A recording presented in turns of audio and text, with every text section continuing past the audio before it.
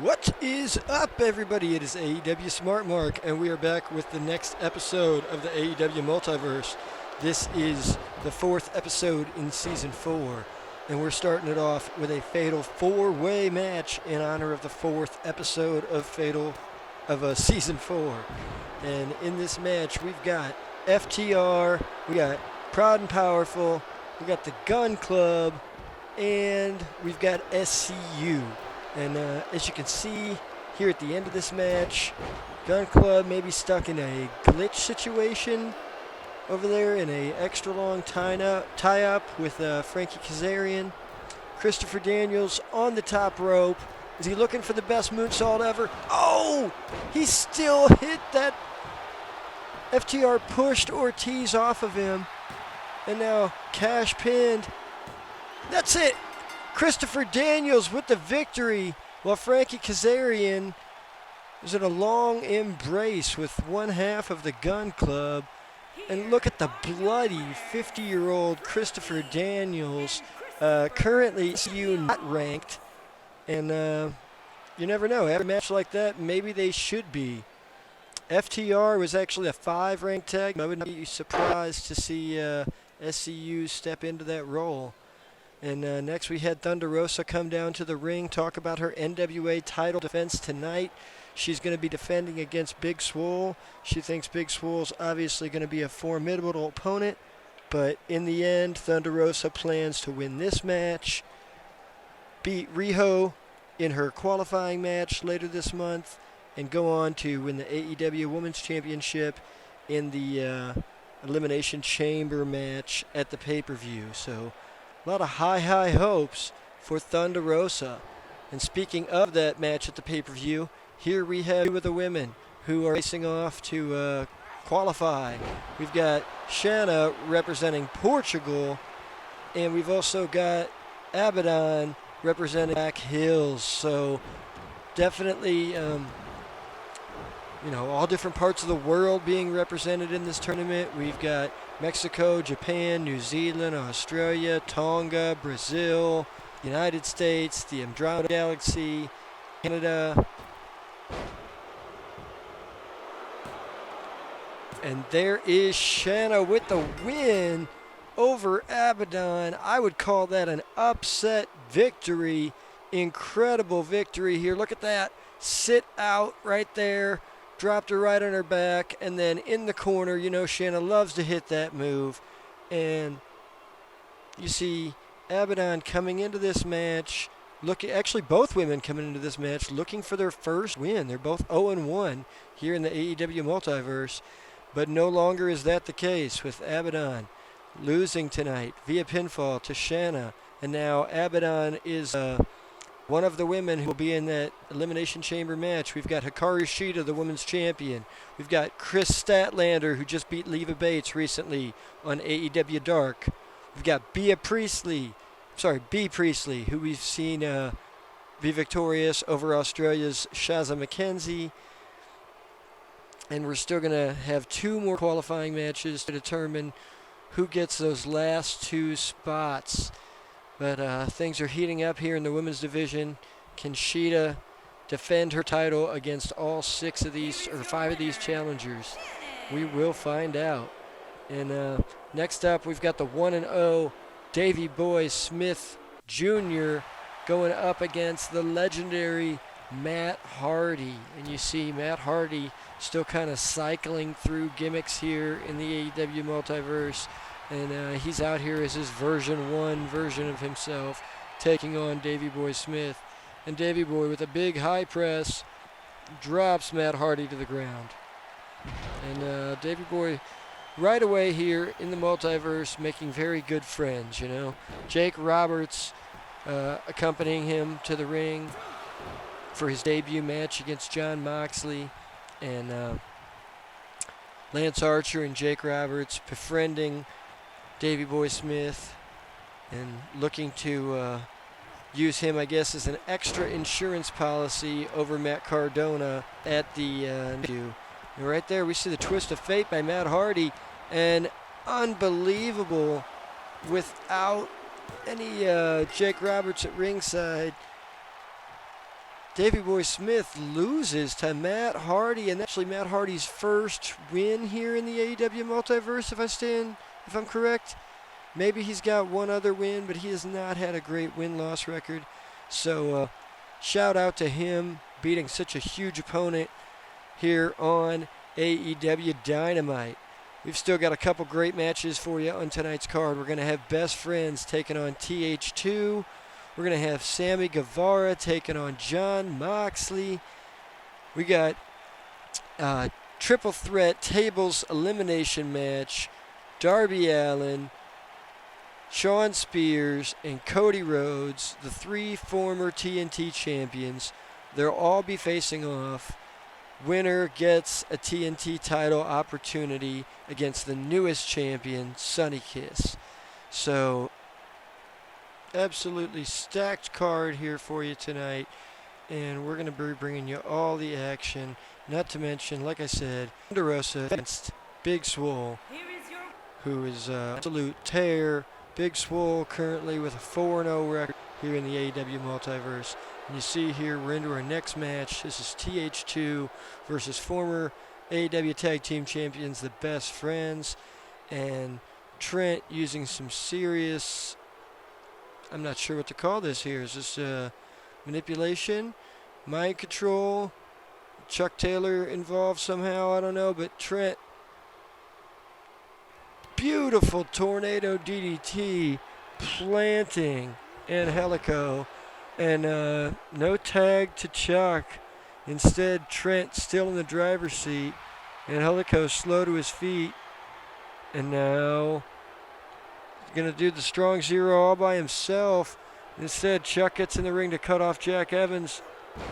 Chuck eats that drop kick, and Jack Evans unable to break up the pinfall. Best Friends with the victory. Victorious over TH2. Best Friends still the number one ranked tag team here in the AEW Multiverse. However, no title shot in their immediate future, as the new champions, Best Friends, will be taking on Stu Grayson and Evil Uno of the Dark Order next week in our main event here on Dynamite, and that will be for the tag team championships. And that's kind of a rundown of what's going on here in the tag team side of things. And now we're going to shift gears and talk about the Inner Circle. Jake Hager of the Inner Circle has been having some problems recently. He had his leader, Chris Jericho, attempt to throw him out of the some video difficulty here. Give me just one moment. Get that corrected. And moving on. So Jericho losing in that Casino Battle Royal due to Jake Hager after Jericho attempted to throw Jake Hager out of the Battle Royal.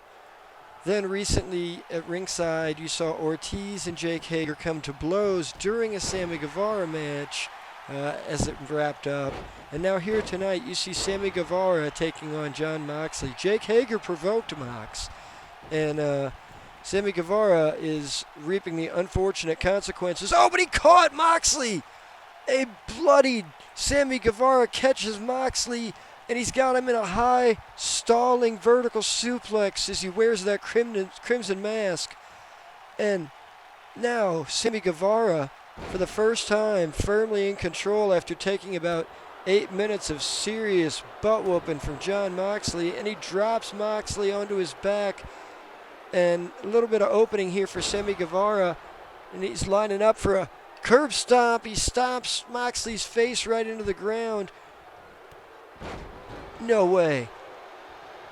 Oh, Jon Moxley able to kick out, and Sammy Guevara has to be wondering, what does he need to do to put away a tough guy, a former AEW World Champion like Jon Moxley? But he's certainly going to try it. He's going for the high-risk move. Mox tried this earlier. It did not work. Guevara connects. Unbelievable. Sammy Guevara of the Inner Circle, with no help from any member of the Inner Circle, just secured a victory. I guess he did have a little help. You see there, Jake Hager was at ringside. Jake Hager interfering in the match enough times to get thrown out from ringside. So, yeah, on second thought, he did have a little bit of help. But in the end, nobody physically touched Jon Moxley except Sammy Guevara, bell to bell.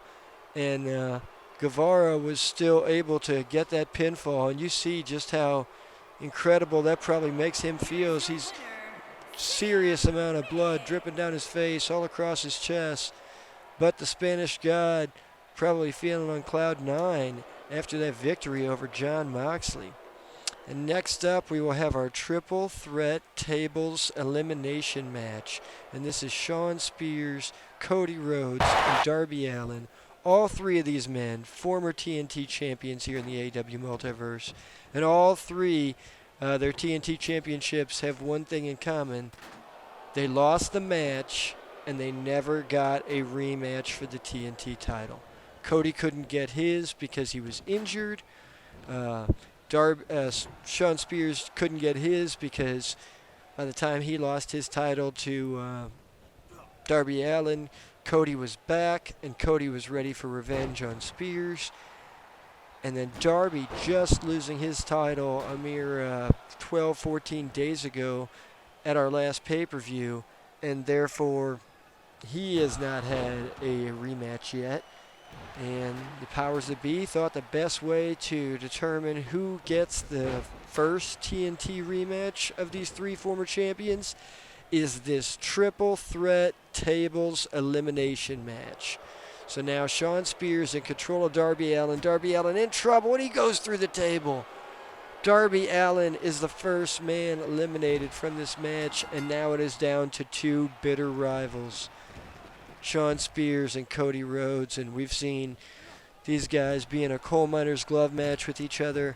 We've seen Shawn Spears be attacking Cody while Cody's being carried out on a stretcher after Shawn did serious damage to the neck and shoulder of Cody.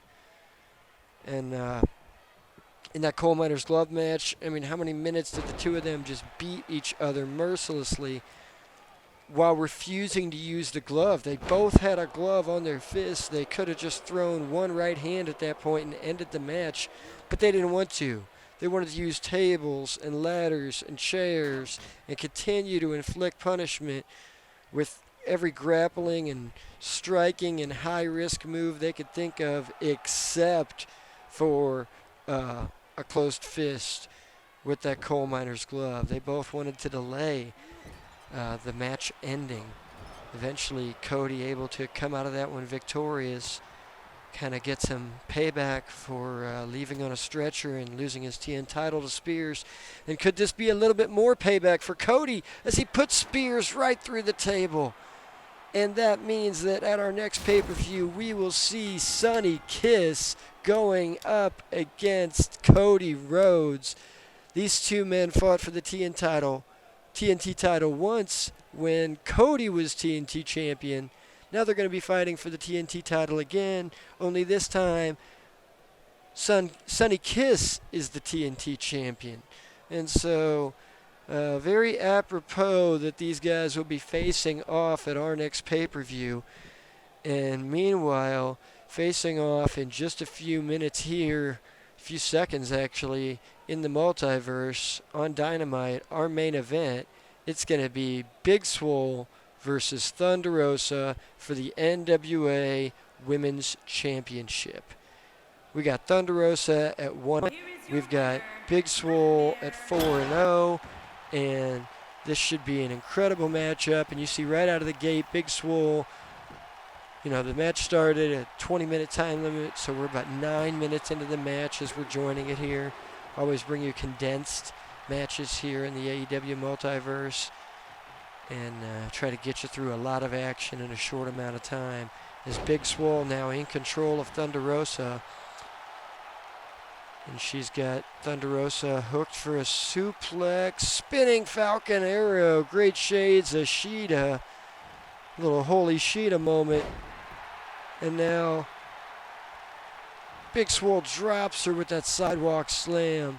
Thunderosa, the NWA Women's Champion, is in trouble. Thunderosa still in this elimination tournament, trying to make her way into that elimination chamber. Oh my gosh! Big Swole with her feet on the ropes, able to secure the victory, and she's the new NWA Women's Champion. But who would have thought Big Swole, with the big personality, the Swole mentality, would stoop to that level, feet on the ropes. But you see throughout the match, the dirty dancing didn't work. Various other moves that Swole tried, that spinning Falcon Arrow. She hit a hand splash off the top rope. I'm sorry, a hand splash. A frog splash off the top rope.